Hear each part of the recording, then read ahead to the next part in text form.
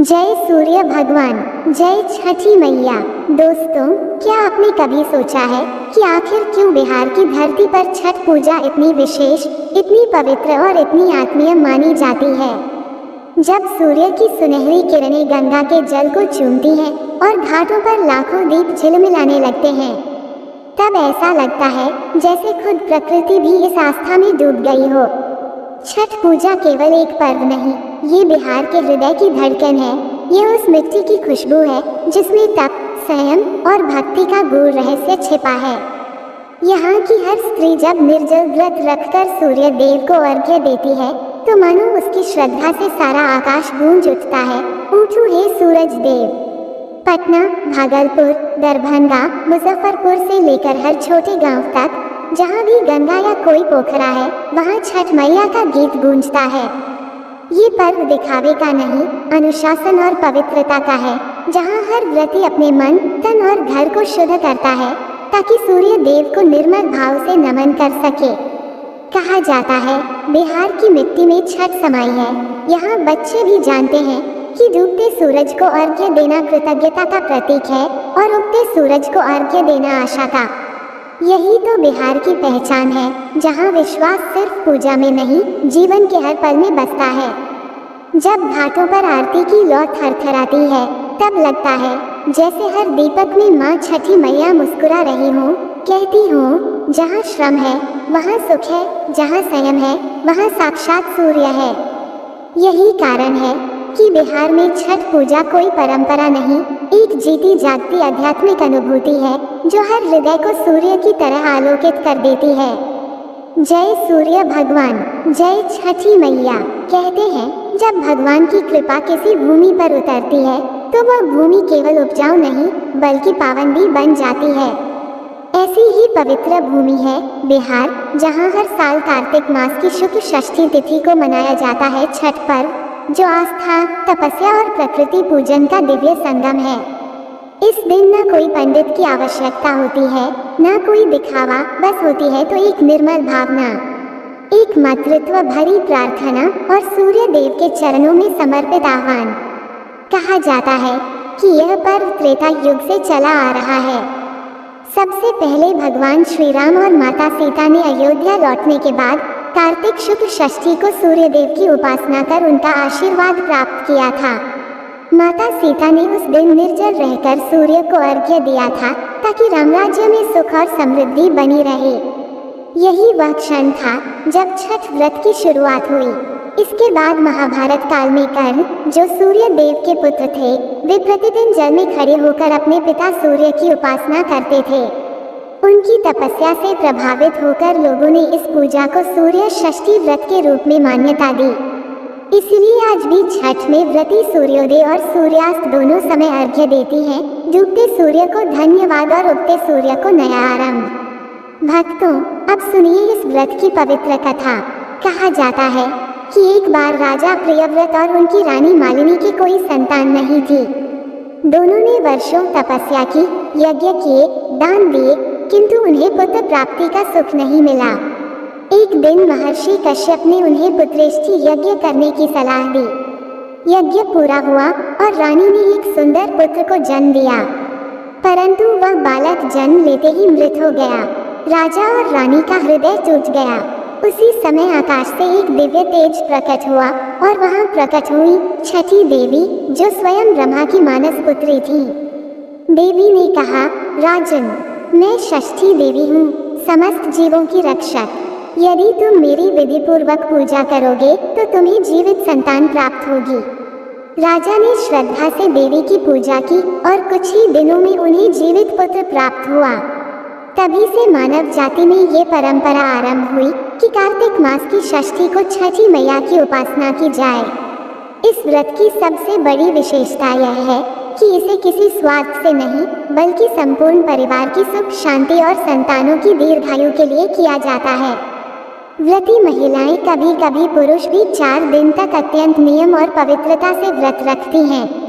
पहले दिन होता है नहाई खाया, जिसमें घर की शुद्धि और पवित्रता से भोजन बनाया जाता है। दूसरा दिन होता है खरना। इस दिन व्रती पूरे दिन निर्जल रहकर शाम को गंगा या पवित्र जल से स्नान कर गुड़ और चावल की खीर, रोटी और केला का प्रसाद ग्रहण करती हैं।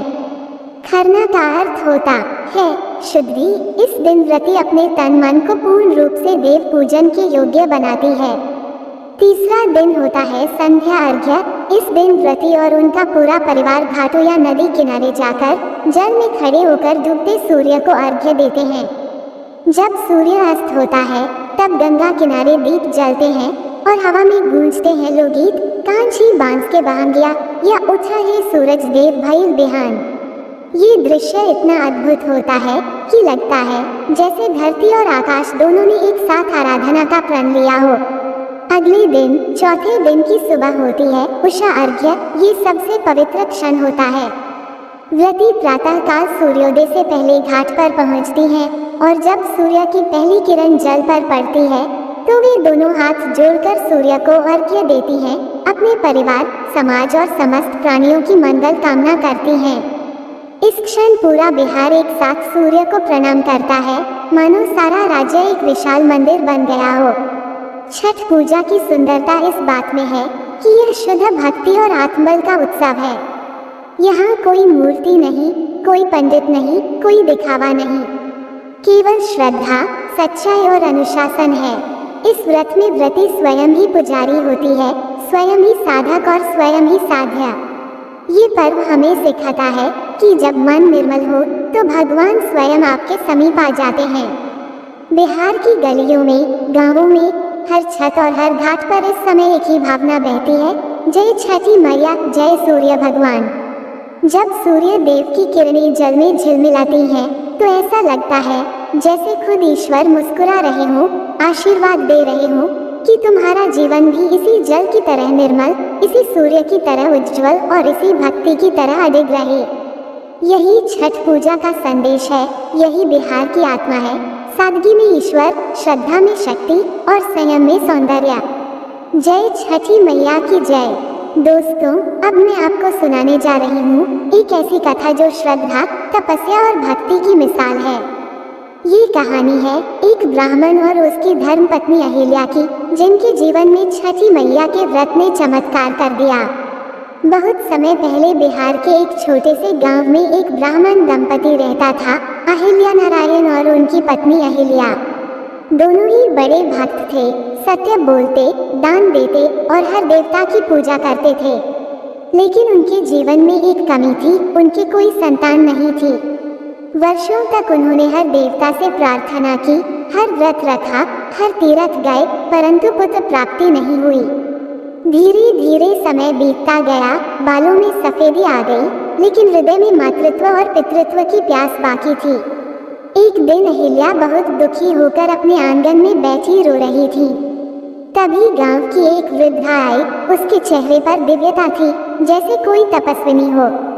उसने मुस्कुराकर कहा, बेटी क्यों रोती हो? अहिल्या बोली, माँ, मेरे पास सब कुछ है पर संतान का सुख नहीं है।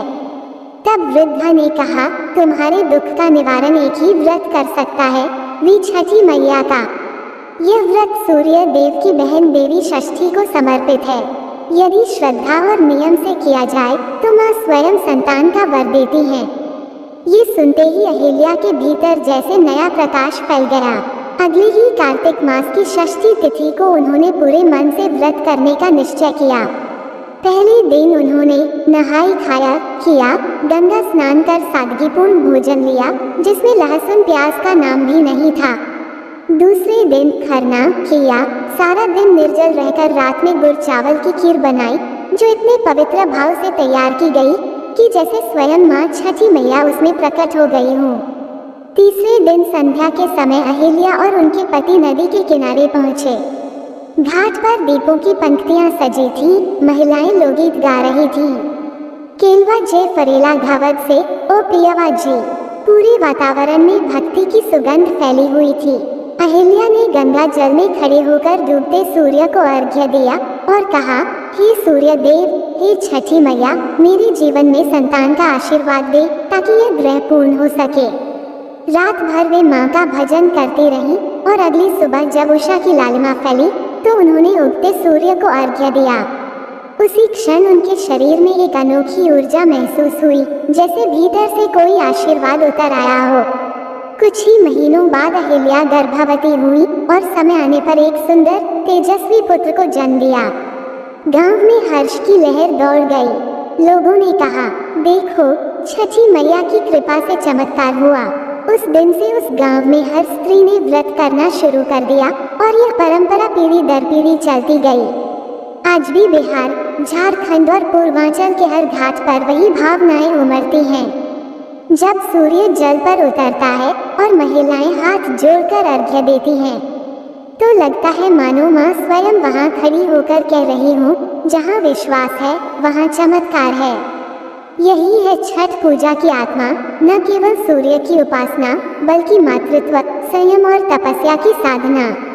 इस व्रत में जल से, वायु से, अग्नि से, सूर्य से और आत्मा से संवाद होता है। यही कारण है कि छठ बिहार की आत्मा में बसता है, क्योंकि यह पूजा नहीं, एक प्रेम है जो हर माँ को छठी मैया से जोड़ देता है। भक्तों, आइए अब जानते हैं कि देवी छठी कौन है, उनका दिव्य लोक कहाँ है और वे किन रूपों में भक्तों को दर्शन देती हैं। जय छठी मैया की जय। बहुत कम लोग जानते हैं कि छठी मैया कौन है और उनका दिव्य स्वरूप कितना गूढ़ और रहस्यमय है। छठी मैया को शास्त्रों में देवी षष्ठी, कात्यायनी या सूर्य देव की बहन कहा गया है। वे ब्रह्मा जी की मानस पुत्री हैं और समस्त जीवों की संतानों की रक्षिका मानी जाती हैं। कहा जाता है, जब सृष्टि की रचना हुई तब देवी षष्ठी को यह वरदान मिला कि वे संसार के हर नवजात प्राणी की रक्षा करेगी। उनके बिना कोई संतान सुरक्षित नहीं रह सकती। इसी कारण बिहार, झारखंड, उत्तर प्रदेश और नेपाल के मिथिला क्षेत्रों में लोग उन्हें छठी मैया कहकर मातृत्व भाव से पूजते हैं। उनके 6 हाथ होते हैं, जिनमें कमल, तलवार, कलश, वरमुद्रा और अभयमुद्रा होती है। उनके सिंह वाहन पर बैठा ये स्वरूप दर्शाता है कि वे साहस, करुणा और मातृत्व का अद्भुत संगम है। कहा जाता है, छठी मैया का लोक सूर्य लोक के निकट स्थित है, जहाँ से वे पृथ्वी के प्रत्येक जीव की रक्षा करती हैं। जब कोई माता मन से छठ व्रत करती है, तो देवी स्वयं उसके घर आती हैं, उसके द्वार पर खड़ी होकर आशीर्वाद देती हैं। तेरे पुत्र दीर्घायु हों, तेरे घर में सुख और शांति बनी रहे। छठी मैया सूर्य की शक्ति की प्रतीक हैं। वे प्रकाश, स्वास्थ्य और जीवन की अधिष्ठात्री हैं। उनके आशीर्वाद से ही संतान में तेज, आयु और आत्मबल बढ़ता है। बिहार में कहा जाता है, छठी मैया के बिना सूर्य भी अधूरा है, क्योंकि जहाँ सूर्य ऊर्जा देते हैं, वहीं छठी मैया उस ऊर्जा को मातृत्व में बदल देती हैं। जो व्रती पूरे नियम, संयम और श्रद्धा से छठ करती है, उसके जीवन से अंधकार मिट जाता है, जैसे सूर्य की पहली किरण रात को समाप्त कर देती है। इसलिए छठ पूजा केवल सूर्य उपासना नहीं, बल्कि छठी मैया के मातृत्व का उत्सव है, जहाँ हर दीपक में उनकी मुस्कान होती है, हर गीत में उनका आशीर्वाद और हर अर्घ्य में उनकी कृपा बहती है। जय छठी माई की। दोस्तों, छठ पूजा सूर्य देव और माता षष्ठी छठी माई को समर्पित एक अत्यंत पवित्र पर्व है, जो कार्तिक मास के शुक्ल पक्ष की षष्ठी तिथि को मनाया जाता है। यह व्रत 4 दिनों तक चलता है, जिसमें स्नान, उपवास, निर्जला व्रत और सूर्य को अर्घ्य देने की परंपरा होती है। छठ व्रत का संबंध केवल धार्मिक आस्था से नहीं, बल्कि गहन आत्मसंयम, शुद्धता और श्रद्धा से भी है। इस व्रत में व्रती सूर्योदय और सूर्यास्त के समय भगवान सूर्य को अर्घ्य अर्पित कर परिवार की सुख, समृद्धि और संतान की लंबी आयु की कामना करती हैं। कहते हैं कि यह व्रत केवल शरीर का नहीं, आत्मा का भी शुद्धिकरण करता है। इस पावन पर्व की कथा भी अत्यंत प्रेरणादायक है। बहुत समय पहले राजा प्रियव्रत नाम के एक प्रतापी राजा थे, जिनकी पत्नी का नाम मालिनी था। वे बड़े धर्मात्मा थे, परंतु दोनों निसंतान थे। संतान की प्राप्ति के लिए उन्होंने अनेक यज्ञ किए, व्रत रखे, परंतु उन्हें सफलता नहीं मिली। एक दिन महर्षि कश्यप ने उन्हें पुत्रेष्टि यज्ञ करने का उपदेश दिया। यज्ञ के बाद रानी गर्भवती हुई और समय आने पर उन्होंने एक मृत पुत्र को जन्म दिया।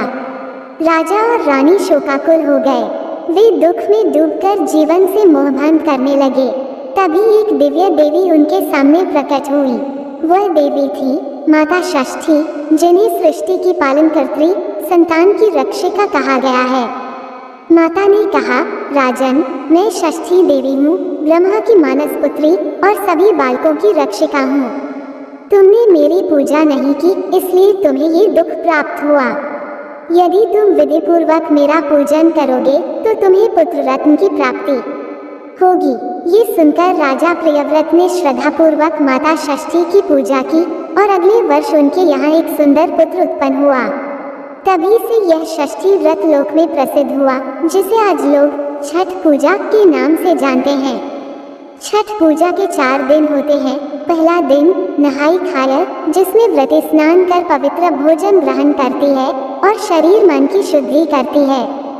दूसरा दिन खरना कहलाता है, जिसमें व्रती पूरे दिन निर्जल उपवास करती है और सूर्यास्त के बाद गुड़ चावल की खीर और रोटी से भगवान सूर्य को भोग लगाकर प्रसाद ग्रहण करती है।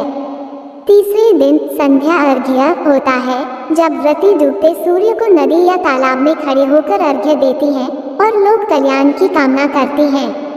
चौथे दिन उषा अर्घ्य यानी उगते सूर्य को अर्घ्य दिया जाता है। ये क्षण अत्यंत दिव्य और भावपूर्ण होता है। उगते सूर्य की सुनहरी किरणें जब घाट पर स्नान करती व्रती महिलाओं के माथे पर पड़ती हैं, तो ऐसा लगता है मानो आकाश स्वयं इस व्रत का आशीर्वाद दे रहा हो। सूर्य देव को जल अर्पित कर व्रती अपने व्रत का समापन करती हैं और प्रसाद का वितरण करती हैं। कहा जाता है कि छठी माई का व्रत निष्ठा, संयम और विश्वास की पराकाष्ठा है। इस व्रत को करने से घर में सुख शांति आती है, संतान की रक्षा होती है और हर इच्छा पूर्ण होती है। ब्रह्मवर्त पुराण में उल्लेख है कि छठी देवी ब्रह्मा की शक्ति हैं, जो सभी जीवों की संतानों की रक्षा करती हैं। सूर्योपासना के इस महापर्व में भक्तजन नदी, सरोवर या तालाब के किनारे व्रत रखकर सूर्य की उपासना करते हैं, क्योंकि सूर्य ही जीवन, ऊर्जा और स्वास्थ्य के प्रदाता हैं। लोक कथाओं में कहा गया है कि स्वयं माता सीता ने भी अयोध्या लौटने के बाद छठ व्रत किया था। यही नहीं, द्रौपदी और कुंती ने भी इस व्रत को रखा था और अपने परिवार की मंगल कामना की थी। छठ पूजा केवल एक पर्व नहीं, बल्कि आत्मा का सूर्य से मिलन है। जब सूर्य की लालिमा जल पर प्रतिबिंबित होती है और व्रती महिलाएं छठ माई की जय के गीत गाती हैं, तो वह दृश्य केवल भक्ति भाव नहीं, बल्कि आत्मशुद्धि का प्रतीक बन जाता है। इस व्रत का सार यही है कि जब मनुष्य अपने भीतर के सूर्य अर्थात सत्य, प्रकाश और ऊर्जा को जागृत कर लेता है, तभी उसके जीवन का अंधकार मिटता है।